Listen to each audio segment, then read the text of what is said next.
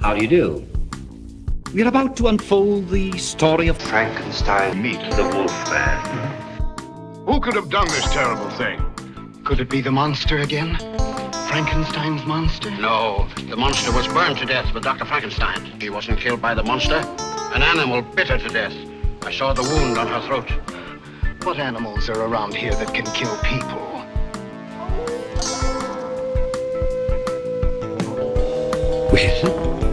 We've warned you. You've been warned. Welcome back to Frankenstein Minute, the podcast that dissects the Universal Frankenstein film series minute by minute. I'm Tom Lang.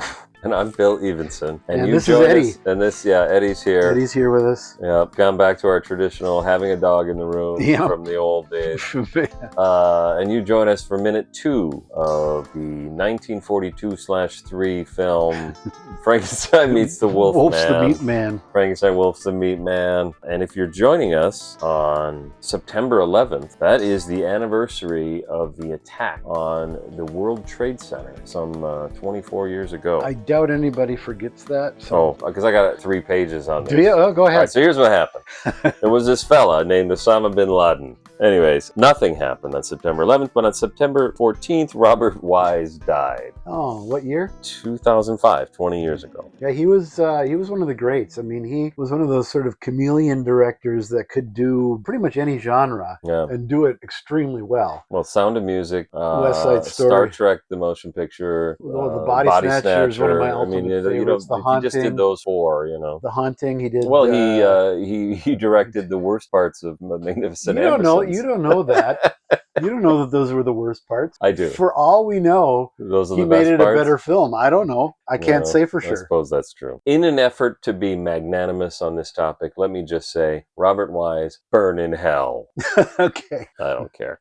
September 17th will be the anniversary of O.P. Hegge's birth. Oh. O.P. Hegge was born in 1877, some 148 years ago. Still going strong. I think he was on The View this morning. It was, yeah. Of course, the blind man from Bride Frankenstein, but also I was watching, they released this set of early Fu Manchu films with Warner Oland, who most well known as Charlie Chan, because, you know, if you're doing a film about an Asian character, let's hire a Swede to play him. That seems to be the traditional but in one of them, at least, O.P. Hegge was like the police inspector. Does he have a beard? Nope. So I didn't recognize him until he said stuff. I'm like, that voice sounds familiar. And you looked him up and he's I had O.P. like, Hegge? Oh my God, yeah. Wow, all right. I've only seen him in like 1 or 2 other things beyond that. Yeah, but and he's not blind? He is fully sighted, yes. Okay, yeah. All right. Or he did an excellent job of faking it. Maybe he was blinded between the Fu Manchu film and Bride. Or maybe he got his sight back after Bride. Oh. Can that happen? Yeah, I mean, there are surgeries that can help with tumor. I suppose that's true. Also born that day, he shares a birthday with Edgar G. Ulmer. What did Edgar do? Edgar did a lot. Edgar was an art director in Germany for UFA, so he worked on like Metropolis, stuff like that. Triumph of the Will? Yeah. No, I don't think so. I think he was here by then because he was the director, did the Black Cat and uncredited writer of The Black Cat. In 1934. One of the best. And then still decided to go back over and do Triumph of the Will. Yeah. Just an odd choice. Odd career choice. Well, we just had a conversation with Barsky about that because I was watching Detour, one of the film noirs he made. He made a mistake of having an affair with a woman who was married to a Laemmle. Yeah. And that got him banished from the Universal lot. And he never really worked for a major studio again. I get the feeling in watching his... Yeah, Eddie's really upset about that. I agree. I get the feeling that he was okay with that because he would use what little resources he had very cleverly and in ways that he would not be allowed to in a studio production. Like, you know, a late Mummy movie or something. Yeah, like shooting on locations and things like that. That was uncommon for a big studio to do. Detour justify this budget. Yeah. Detour is shot almost completely on location. He did Blackbeard with John Carradine. You know, he did a shit ton of movies, and he's sort of the darling of cinephiles. I like his work. Yeah, Black Cat is good enough right there. Is exceptional. Except that one line. You lose, Vetus. Oh, then there's another one where Lugosi says, "Wait here," and it's clearly not him. Okay. It's not as It's not as obvious. Yeah. You lose, You Vetus. lose, Vetus. All right. That's it. Oh, those are all the dates. All the dates. All right. Yep. Well, Happy birthday, Edgar and O. Oh, I can't remember his name because we talked lost about you him too soon, Robert. 800 years ago. You want to look him up while I do this? Yeah, I'll do that. While you do the podcast, Yeah. I'll fuck around with this. Yep. The next title card that comes up is a lot of the production credits. I'm sorry. It's just such an obvious one. It's Oliver. Oh. He's Oliver Peters Heggie. Okay. Yeah. Anyway. Well, Wikipedia has never gotten anything wrong. No, they found that out infallible. Recently. I read that on Wikipedia. Yeah. So this is the production. The first one listed is George Robinson, the director of photography. There's 187 credits to his name, at least on the IMDb. And the last one was Frankenstein Meets the Wolfman. 'Cause they've thrown out of the business. Yeah, no. He's got quite a hefty resume here. The Spanish Dracula, he was the director of photography. Oh, that's cool. Yeah. Because by all accounts, he seems to have improved upon the... Well, certainly. I mean, just look at the two side by side. Whether it's a better film or not is constantly debated, but it certainly looks better. It's a more interesting watch. Yeah. I wouldn't even go so far as to say it always looks better. It's just he's doing more interesting stuff. He's making a movie, whereas Browning is nailing the camera to the floor and walking away to go to the racetrack. Browning wasn't the DP. Who was the DP? Oh, that was Carl Freund. Oh, Jesus. But Freund gave up. Like, he doesn't fucking care, neither do I. Yep. Gift of Gab, he was the well, see. So there you go. Mystery of Edwin Drood is an often overlooked universal horror from the 30s. The Invisible Ray, he shot. Dracula's Daughter. You didn't go there. Yeah, well, he wasn't. Little known fact about George Robinson, is that his name? Is that he played Ray. Played Ray. Yeah. Dracula's Daughter. These are great looking movies. Yeah. I like Invisible Ray very much. Yes. Your particular favorite, Postal Inspector. Oh, Postal. You don't got to tell me twice. Exactly. Another fan favorite, Nike. Yeah. The Road Back for James Whale. Sinners in Paradise for James Whale. Wives Under Suspicion for James Whale. Wow. He shot Son of Frankenstein, Tower of London. These are great looking movies. Yeah. Charlie McCarthy Detective. That's another fan favorite. A thing. You made that up. You know, it's a real That's movie. just something you do. I know this now. You put in one fake one. Well, sadly, that's a real movie. No. Mummy's Tomb, Captive Wild Woman, Son of Dracula, which is a great looking movie. Boy. I think part of that's due to Robert C. Odmack directing it, because he became known for his film noirs and was a really top-notch film noir director. Mm-hmm. So it has that flavor to it a little bit, with the dark, low-key lighting, and which very few in the 40s have. They're all fairly brightly lit. Well, Ghost was a big one for me. Lit like it was a TV show. Yeah. Cobra Woman, The Scarlet Claw, one of my favorite Sherlock Holmes movies from the 40s. Murder in the Blue Room, House of Frankenstein, House of Dracula, The Cat Creeps, which was one of the very last Universal horror films that they produced and released. That was in 46. The Creeper has nothing to do with Rondo Hatton. Oh, I was about to say. You would think, right? Yeah. Abbott and Costello Meet the Invisible Man, Coming Around the Mountain with Abbott and Costello. And my least favorite Abbott and Costello movie, probably one of my least favorite movies of all time, Jack and the Beanstalk. It's not bad, huh? Do they appear together? Yeah. Yeah. I just don't care for it. Is it color? All. Yeah. They did 2 color films. Lou produced Jack and the Beanstalk. Okay. And Bud did Abbott and Costello Meet Captain Kidd, which is actually a fun movie. Oh, interesting. That's in color as well. Okay. They just restored it on the Warner Archives, I believe. Okay. Not too long ago. It looks pretty good.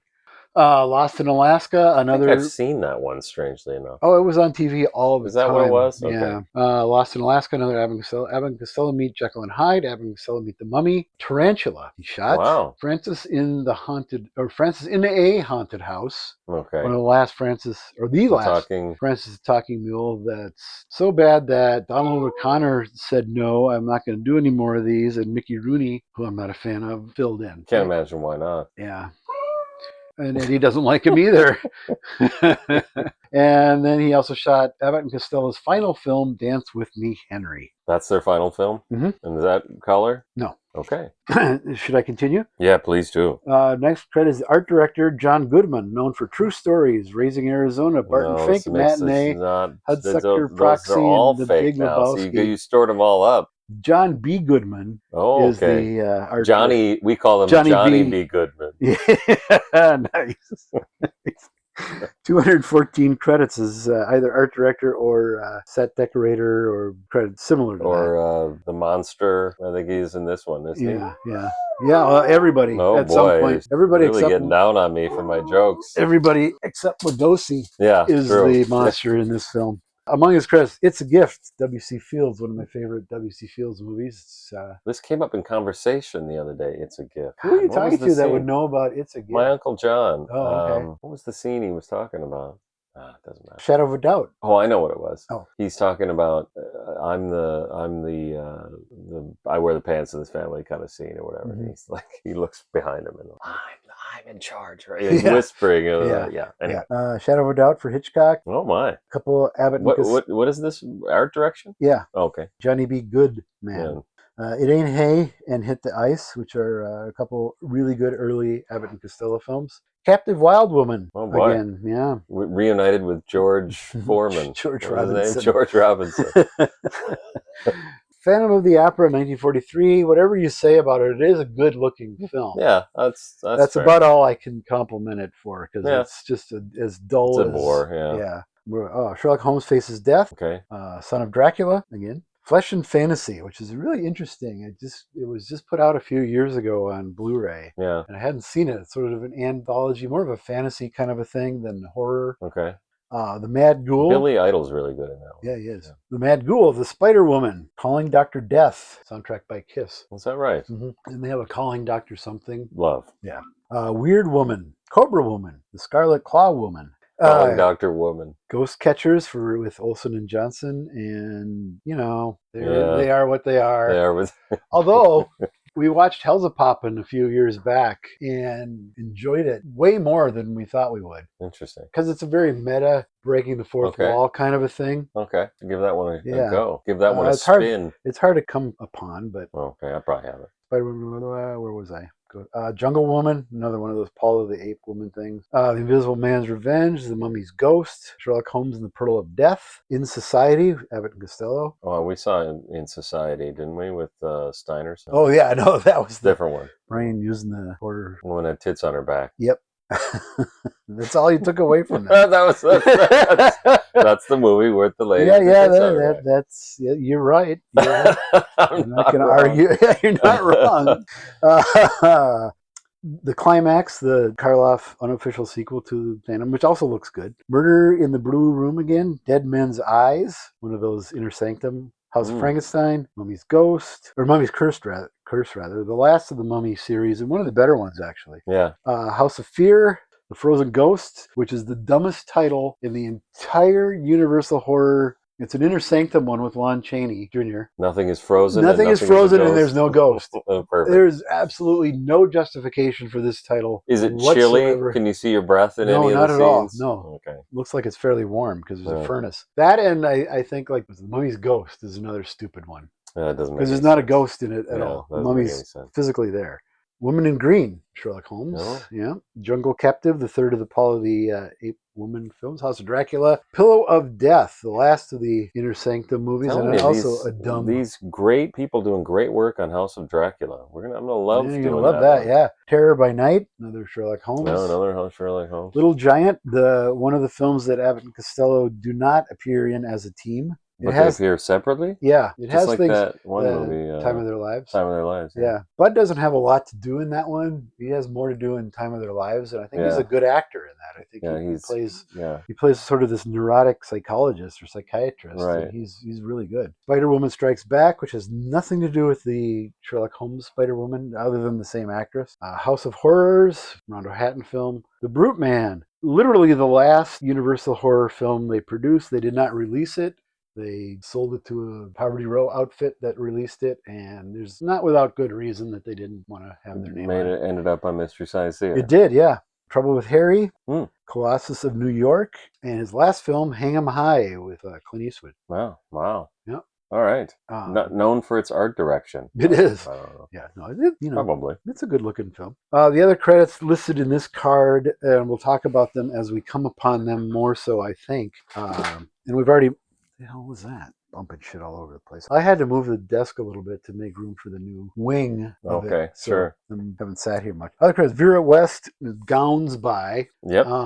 As soon as there's a gown, we'll talk about Vera West. That's a good idea. And there was an interesting article I read about her years ago that I hope I can find. Okay. Because We got some time. Not a lot is known about her, but yeah, we do. Hans J. Salter, talked a little bit last week about him. We'll talk more. Jack P. Pierce gets a credit, which he doesn't always do for makeup. That's true, yeah. And we'll talk about that because we got a lot to say about him. Wolfman makeup is much better in this film than the last one, and the Frankenstein makeup is much worse in this film than any other film in the series. In the history of the world. And then John P. Fulton, who did special effects. So great way to finish that one up, because John P. Fulton's assistant or co-worker on this film, not given a credit. Yeah. David S. Horsley, who has just a startlingly small amount of information that I can find about his work. Well, on this film, almost nothing. Nothing, yeah. But like there's a book, it might even be this book, where Mank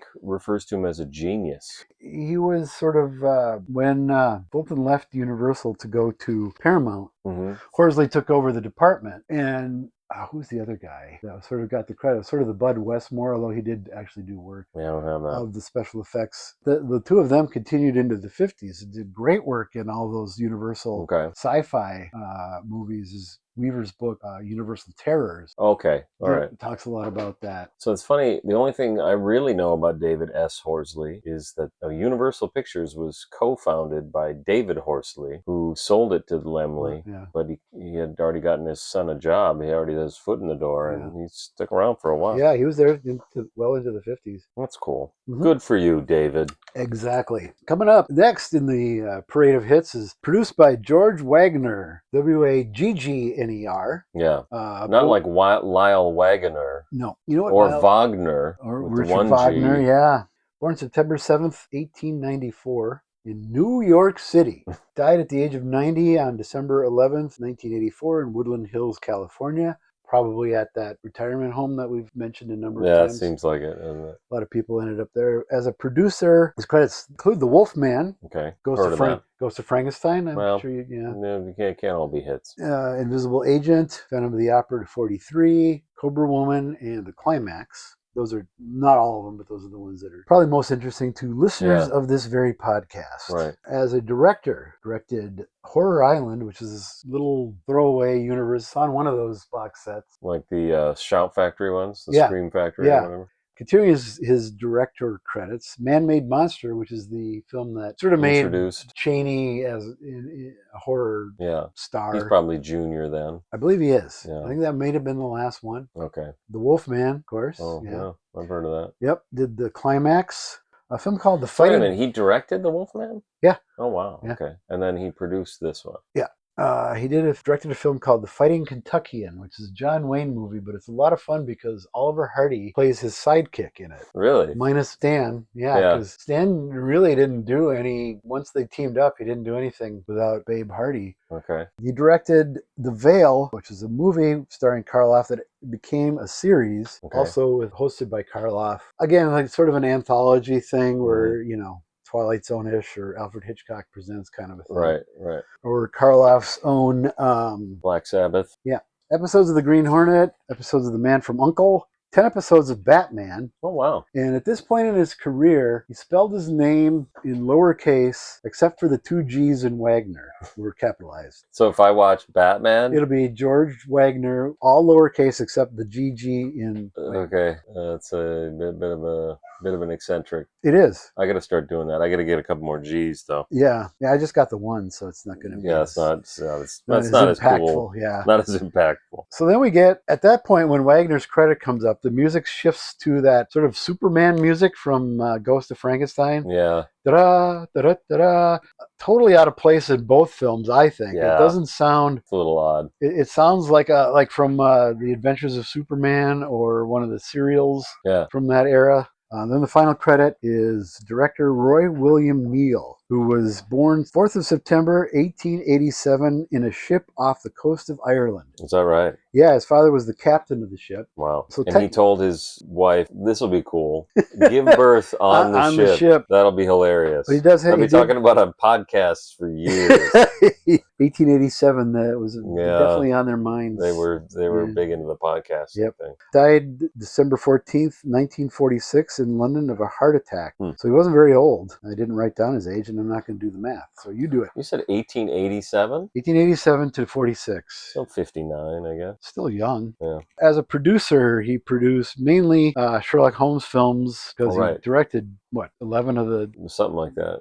Sherlock Holmes in Washington, Sherlock Holmes Faces Death, Sherlock Holmes and the Spider-Woman, The Scarlet Claw, Pearl of Death, we call Destiny, which started as one of the episodes in that Flesh and Fantasy film. And then... It ran too long, so they cut that out and then shot more footage for it and made a feature out of it. Okay. That wasn't the original title of Ghost of Frankenstein? Oh, the original title of everything. Everything, was Destiny. Wolfman, this I'm one? sure was, yeah. House of Fear. Destiny meets the Wolfman. Yeah. Destiny Wolfs the Meat Man. This movie went through a lot. Just went through a lot of title changes. House of Fear, Women in Green, Pursuit to Algiers, Terror by Night, Dressed to Kill. Okay. Pretty much wraps up the Sherlock Holmes films. Yeah. As a director, he did Sherlock Holmes and the Secret Weapon. Because of the other films that I listed, he produced as well as directed. So he did not produce The Secret Weapon. I see what you mean. That's it. So, and he didn't produce this? No, he did not. It was produced by George G.G. Wagner. Yep. Gigi, I think, was his nickname. Oh, hey, I have something on that. We fade up. This is something I want to make sure I jump ahead of you. Oh, all right, sure. The first two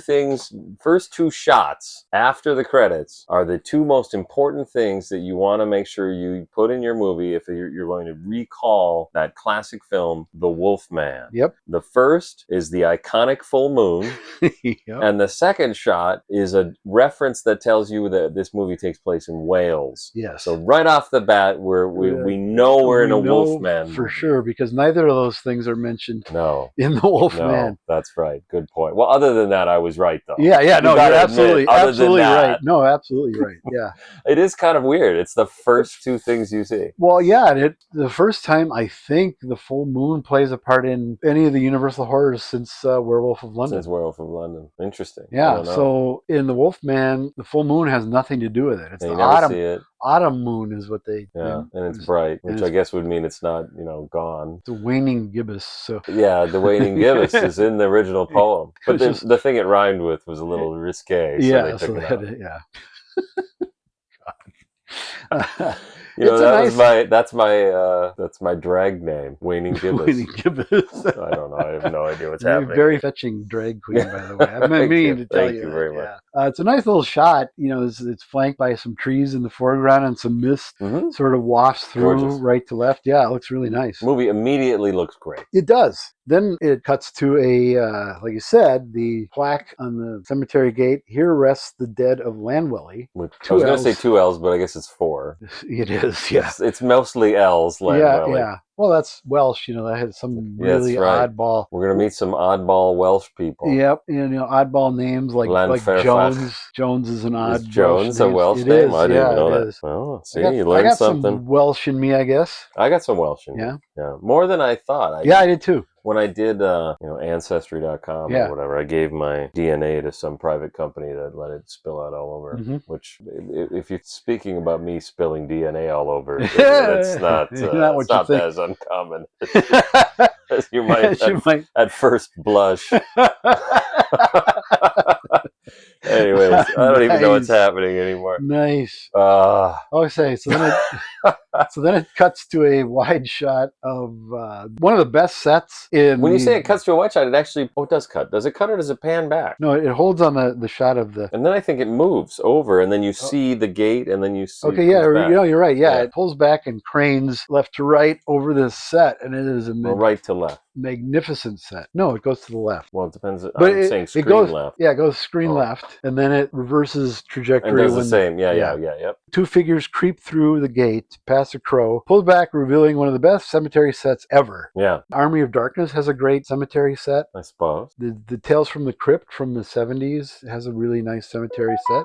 Plan 9 from Outer Space. That was Fiddler on the Roof actually has a great. Okay. There's like a nightmare sequence Okay. that Tevye is recounting Oh, this dream. fuck me. Oh. What is happening? Well, I have my notifications turned up, and I just got turned down. Write in and tell me how to fix it, or just put up with it on the podcast. Yeah. Plan 9 and Ghost have comparable cemetery sets because they have the flexible what's the headstones that one- topple over when I you always walk get by them. I always get Mark of the Vampire and Return of the Vampire. Return of the Vampire has a good cemetery Yeah, that's too. a good one. Yeah. Okay. Stone entrance with a broken iron gate, kind of two parts sort of askew. I can't decide if that's what it is or if it's just open slightly, so it looks that way because one of them's open. Because they don't. It doesn't look like they open it. No, they don't. They walk right through, and Yeah. it looks like at It's least really the one. easy to get into this cemetery. Yeah, like the one closest to the camera is slightly askew, so it's Okay. either off its hinges or off one of them. Sure, it's a broken yeah. battlement. This set, I wish it was used more in the film than it is. Yeah, and the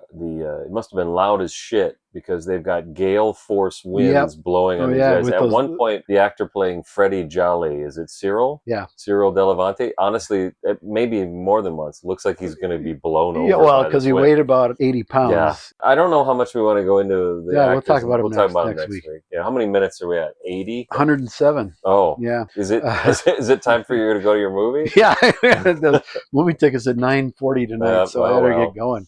Yeah, there's the stone entrance, the broken iron gate, the stairs going down, then Mhm. odd angles. And then the one guy, the lean one, if you will, has to pull the other guy because he doesn't want to go. Yeah. I didn't notice that until I watched it a few times. He did. He's really scared. The other guy doesn't have a name.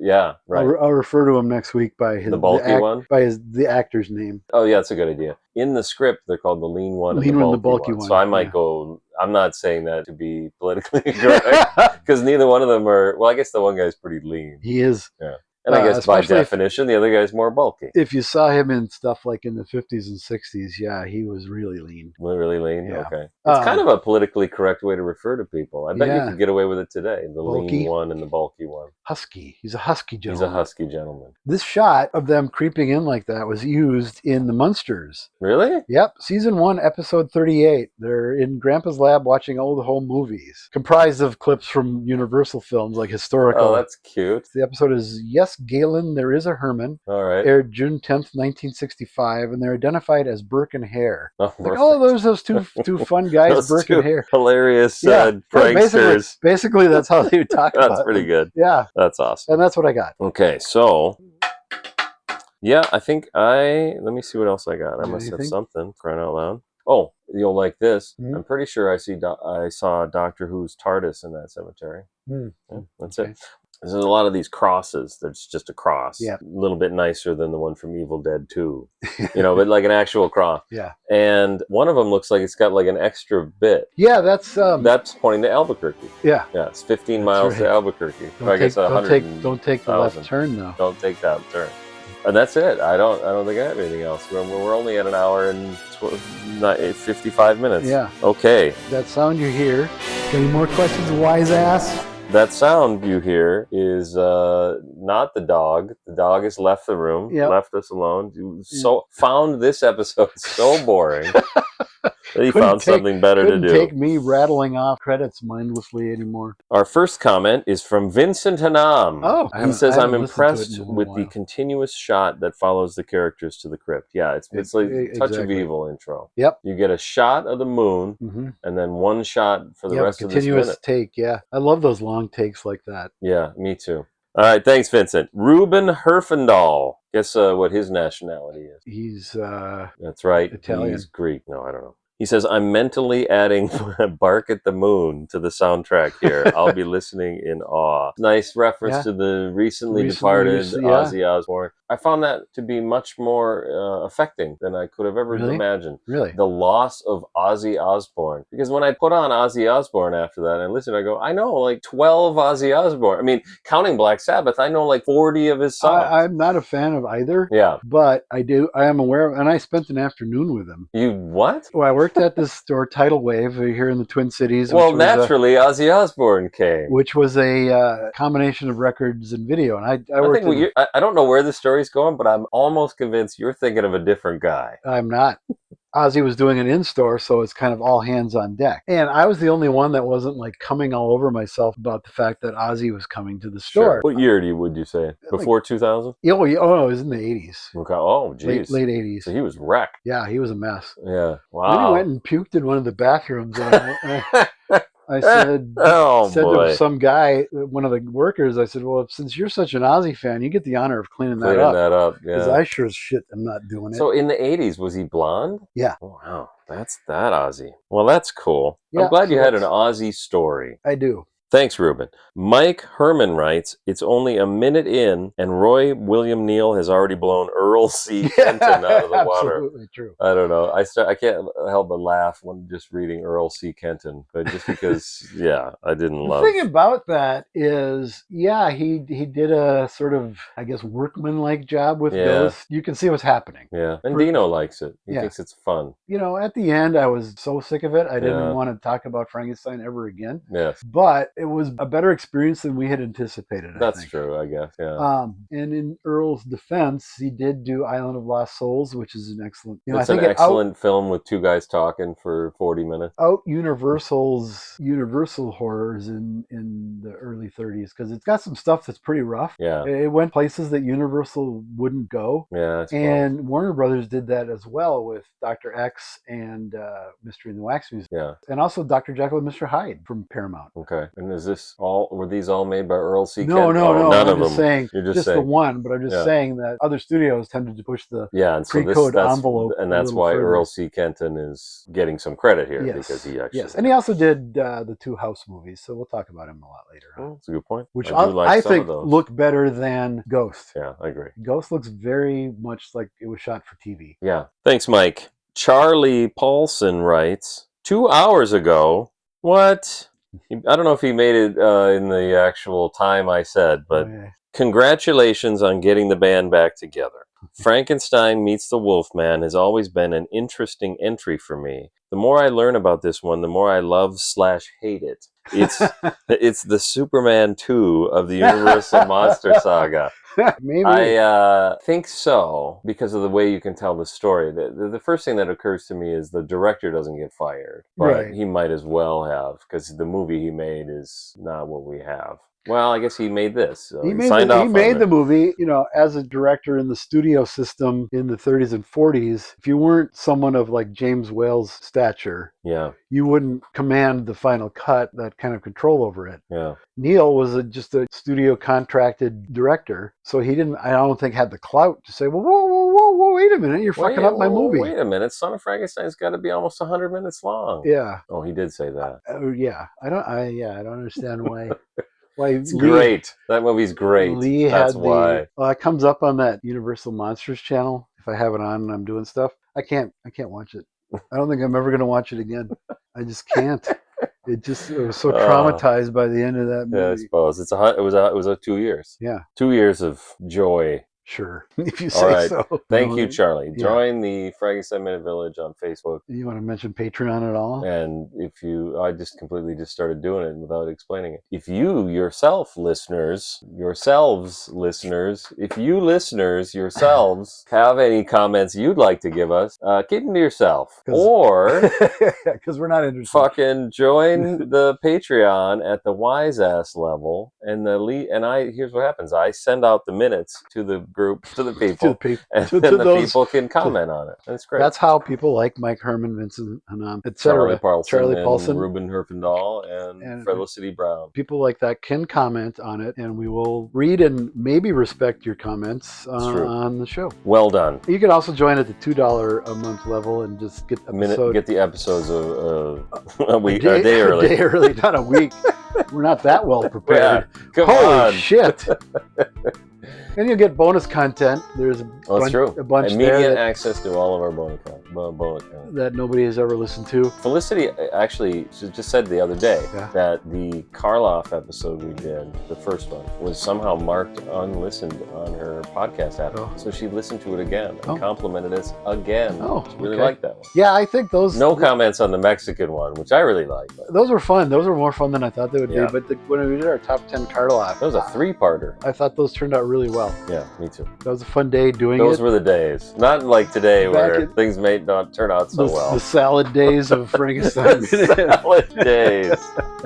Oh boy. But I was going to say, coming up, Netflix is going to be releasing Guillermo del Toro's Frankenstein. Yes. And we're planning to do a commentary for that. Okay. That'll be probably the next bonus episode. Okay. We talked about also maybe doing the Wolfman. We'll see. Yeah, we'll see. Okay. All right. A quick shout out before we go to David Schreiber for his donation in the memory of his wife Jane, and also to Jacob Smith for the nifty theme song.